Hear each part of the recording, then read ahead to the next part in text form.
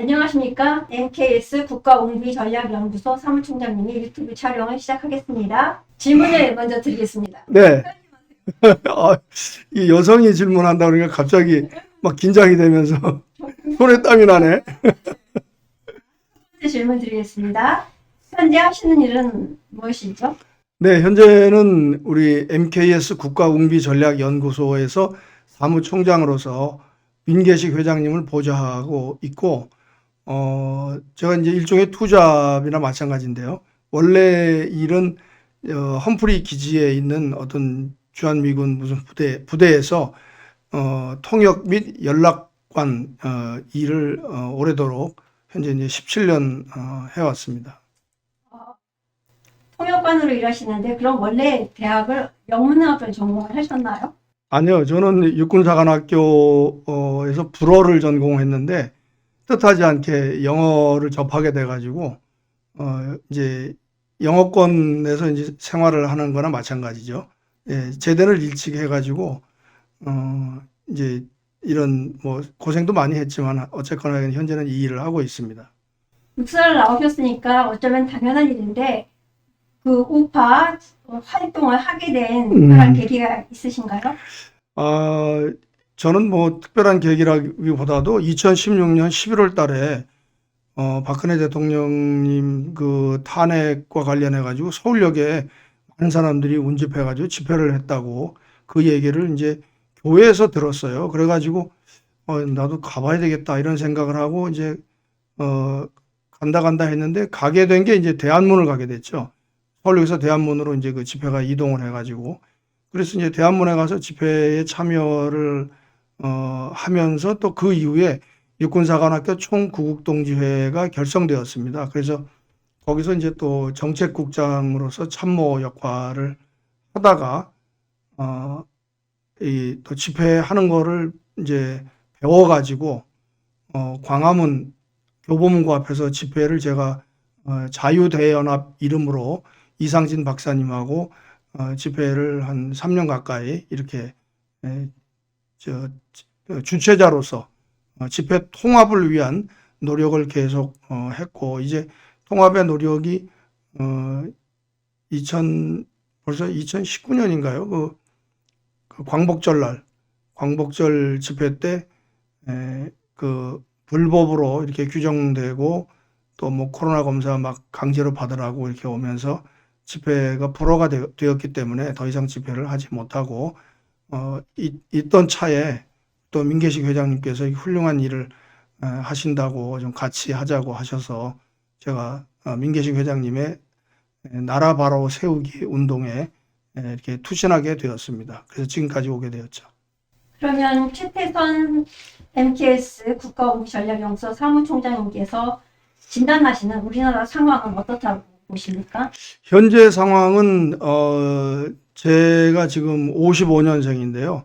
66년 살아오는 동안에 가장 위험한 상황이라고 생각합니다. 저는 4.19에서 그 데모 하는 현장을 외국어 대학에서 엄마 손을 잡고 제가 어렸을 때인데요.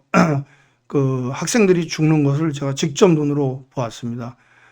그런 세대인데 지금은 아주 이상한 그러니까 무엇이든지 고도로 발달된 가운데 민주주의가 꽃피는 것 같은데 그 안에 엄청난 이 독재가 들어있는 아주 이상한 그런 시대고 더군다나 북한과 중국의 위협이 그 어느 때보다 높아서 국제적으로도 위험한데 국민들은 그것을 잘 체감하지 못하는 정말 위험한 시기라고 저는 생각하고 있습니다. 내년 22년 3월 9일 대선을 앞두고 있는데요. 네. 대선 후보들에 대해 어떤 생각을 갖고 계신가요? 저는 솔직히 말씀드려서 대선 후보 중에 현재까지 이제 국힘당의 4명과 민주당 쪽에 1명이 이렇게 되어 있는데 그분들 중에는 마음에 드는 사람이 있다고 할 수 없습니다. 저는 그렇지만 어쨌거나 정권 교체를 해야 되기 때문에 무조건 국힘당에서 되어야 되고 국힘당 후보가 되는 분을 열심히 도와야겠다 이런 생각은 하고 있습니다만 개인적으로는 마음에 드는 사람이 없는 상황입니다. 그러면 대선에 앞서서 가장 큰 걱정거리가 있다면 어떤 게 있으신가요? 이제 선거는 민주주의의 꽃이라고 우리가 늘 배웠고 뭐 그 네 가지 원칙이 있지 않습니까? 특히 비밀을 지켜야 되고 뭐 보통 선거 우리가 그거 초등학교 때인가 뭐 중학교 때인가 그렇게 배웠는데 사회 시간에 배웠는데 현재 저는 개인적으로 비밀 투표 또 공정한 투표가 이루어지고 있지 않다고 저는 확신하는 사람입니다. 우리가 선거가 예전에 3.15 부정선거라고 그래가지고 이승만 대통령 때 이승만 대통령은 대통령이 됐는데 그러니까 부통령이죠. 부통령 선거를 이기붕 씨라는 사람이 부정선거를 자행해가지고 그것이 이제 다 드러나면서 사형을 집행한 것이 그 인터넷에 사진으로 나와 있는 그런 아주 어떻게 보면 끔찍하기도 하고 아주 냉철한 그런 판단을 우리가 했던 기록이 있는데 지금 선거가 저는 굉장히 이상하다고 느끼고 있습니다. 그리고 선거법이 교묘하게 바뀌거나 뭐 생략되거나 이런 식으로 됐고 또 설사 부정선거가 아니라 하더라도 민경욱 의원이나 이런 분들이 부정선거라고 소를 제기했으면 그것이 우리나라 선거관리위원회에서 또 대법원에서 그걸 6개월 이내에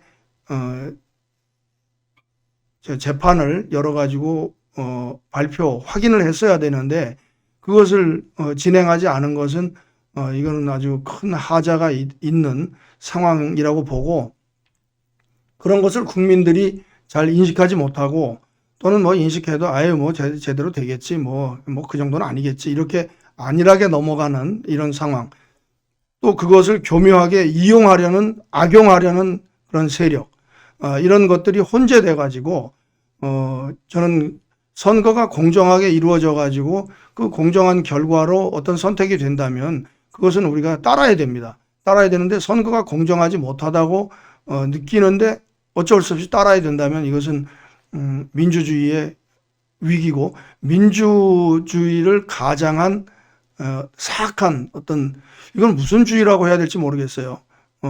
조작하는 이런 것들이 있어서는 안 되는데 저는 그것이 가장 큰 걱정거리라고 제 개인적으로는 생각합니다. 쉽게 얘기하면 부정선거에 대한 우려를 말씀하시는 거죠. 그렇죠. 부정선거가 있었다라고 주장을 하니까 그것에 대해서 클리어를 국가가 해줘야 되는데 국가가 사진도 못 찍는다. 투표용지도 주지를 못한다. 그래서 몽땅 다 증거자료에 해당되는 걸 다 국가가 갖고 있으면서 부정선거를 네가 증명해라. 이거는 말이 안 되지 않습니까? 그런데다 기간을 6개월 이내에 하도록 되어 있는데 그것을 1년 넘게 막 질질 끌고 있고 이런 거는 아주 옛날 같으면 옛날에 예를 들자면 박정희 정권 시대에 이렇게 했다면 지금 반박정희 대통령 세력들은 아마 나라를 엎었을 겁니다. 근데 지금은 이상이 없잖아요. 이상 없는 것처럼 보이죠. 이거는 완전히 잘못된 거죠. 예, 그래서 그런 것들이 걱정입니다. 이렇게 민주주의의 가장 기본적인 시스템, 선거에 대한 또 오해, 그러니까 어떤 불안이 되지 않는 상황에서 우리나라는 그럼 과연 제대로 발전할 수 있다고 보십니까? 참 어려운 질문인데요. 그래도 국힘당 후보가 대통령이 된다면 민주당 쪽에서 되는 사람보다는 나으리라고 기대를 하고 있고 그분들을 통해서 사실을 정확하게 알려드리고 최대한 고칠 수 있는 쪽으로 나라를 이렇게 움직여 간다면 우리 국민은 정말 위대한 국민이고 국민들은 역사로 보면 참 순진하고 순수하고 잘했어요. 그래서 그 위가 잘못해가지고 우리가 이런 고생을 하고 살았는데, 근현대사에 들어와가지고 이승만 대통령님께서 자유민주 체제를 여기 뿌리를 내렸고, 그 다음에 박정희 대통령께서 그 온갖 비난과 이런 걸 감수하시고 경제 발전을 위한 초석을 놓았기 때문에 오늘날 우리가 이렇게 풍요롭게 살게 되었는데, 이것을 이제 차기 대통령 되는 사람이 그냥 규제를 많이 하지 않고 그냥 놔두면 우리 국민은 신바람이 나서 하는 국민이거든요. 그 신바람이 날 때는 전 세계 어느 나라 사람도 우리나라 사람처럼 이렇게 신바람 나게 잘하는 그 민족이 저는 없다고 봅니다. 그래서 정말 꼭 이렇게 해서는 안 되는 것들만 그걸 뭐 네거티브 시스템이라고 한다는데, 그런 것만 잘 이렇게 막고 상식선에서 통하는 거는 다 할 수 있도록 해주면 우리나라는 다시 도약해가지고 아마 세계 5대 강국 안에 들어갈 것으로 보고, 특히 이제 싸이서부터 시작해가지고 지금 BTS까지 왔는데, 그리고 클래식에서는 뭐 예전서부터 뭐 피아노, 바이올린, 또 지금 이제 조수미 씨 같이 이 성악으로 세계를 석권하신 분들이 많지 않습니까? 그래서 이제 클래식과 대중문화를 동시에, 또 영화도 지금 그렇게 되고 있기 때문에 아마 세계의 그 이름을 떨치는 그런 나라, 그리고 그 우리 회장님, 민계식 회장님께서 주장하시는 5년 내에 5만 불 소득 달성해가지고 세계 5대 강국에 들어간다 하는 것을 달성할 수 있으리라고 저는 사실상 확신합니다. 네. 그러면 앞으로 최대선 사무총장님은 어떤 활동을 하실 계획이신가요? 저는 현재 메인 잡이 험프리 기지에 있는 겁니다. 그래서 거기서 나름 상당히 그 비중이 있는 역할을 하고 있기 때문에 그 일은 제가 아니면 할 수 없는 일이거든요. 그래서 그 일은 계속 해야 되고요. 그 다음에 이제 민계식 회장님이나 뭐 국힘당에서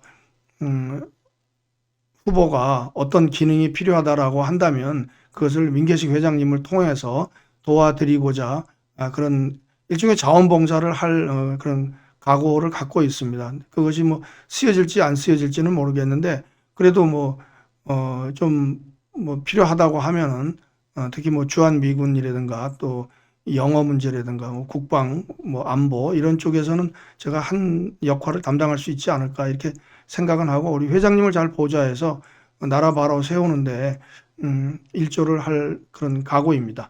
네. 그러면은 한 가지 질문을 드려보겠습니다. 존경하는 인물은 누구십니까? 저는 존경하는 인물을 많은 고민을 해봤는데 그래도 박정희 대통령님이 아닐까 저는 그렇게 생각을 합니다. 이승만 대통령님도 그분은 진짜 위대하시죠. 예, 위대하신 선각자시고 박정희 대통령님도 거의 못지않은데 우리를 5,000년 가난에서 해결해 주신 분, 박정희 대통령님을 저는 사실상 가장 존경하고, 제가 박정희 대통령님과 박근혜 전 대통령님 그 두 분의 악수를 받으면서 육군사관학교를 졸업한 마지막 기가 되겠습니다. 그래서 특별히 남다른 애정을 갖고 있고, 뭐 개인적인 연은 없습니다만 제가 존경하는 그런 인물이죠. 어리석은 사람은 자기 자신을 가장 제대로 보지 못하는 사람이고, 현명한 사람은 자기 자신을 가장 잘 볼 수 있는 사람이라고 생각하는데요. 총장님은 자신을 어떤 사람이라고 생각하십니까? 제가 아마 어리석은 사람 같은데요. 저는 무인입니다. 기본이 무인이고요. 근데 제가 육사 들어갈 때나 그 이후에도 쭉 군대 생활하면서 이런 표현이 있었어요. 이것이 뭐 방송으로 적절하지 않지만 솔직하게 무식한 군인이다.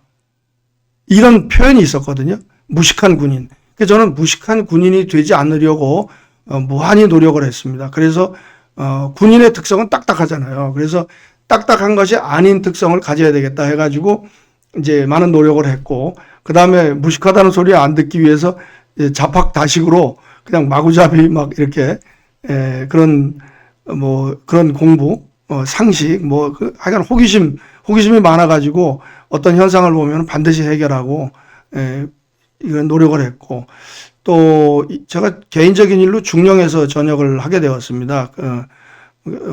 화랑무공원장을 갖고 있는데 이제 중령에서 전역을 했거든요. 어떤 사람들이 사고 쳐가지고 전역한 거 아니냐 이제 그렇게 부르시는 분이 많은데 저는 사고는 아니고 개인적인 일로 그냥 자원해서 전역을 했습니다.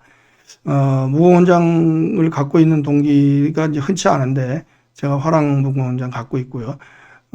그렇지만 그 이후에 그냥 민간 세계에 제가 뛰어나가 가지고 맨 땅에 헤딩을 많이 했습니다. 그래서 갖은 고생을 사서 하면서 세상을 많이 배웠고요.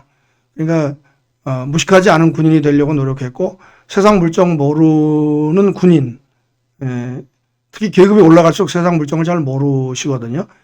그런 군인이 되지 않으려고 노력을 했고 또 국제적으로 이렇게 그냥 그러니까 집안 강아지란 말 있잖아요. 왜 집안 강아지가 아니고 이 월드와이드하게 글로벌한 사람이 되어야 되겠다 해서 영어를 열심히 익히고 또 뭐 해외 문물 익히려고 나름대로 또 돌아다니기도 하고 뭐 그래서 다양하게 주유천하를 했다고 할까요?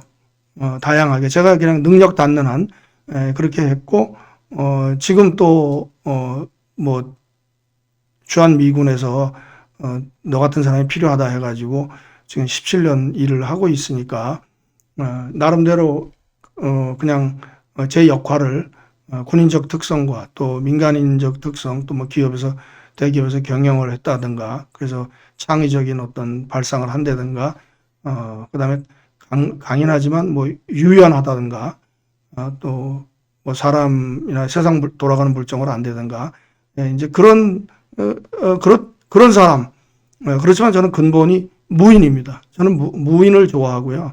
문약한 거를 싫어합니다. 그래서 그냥 무인의 특성이 어디엔가는 남아있는 그래도 무식하지 않은 군인?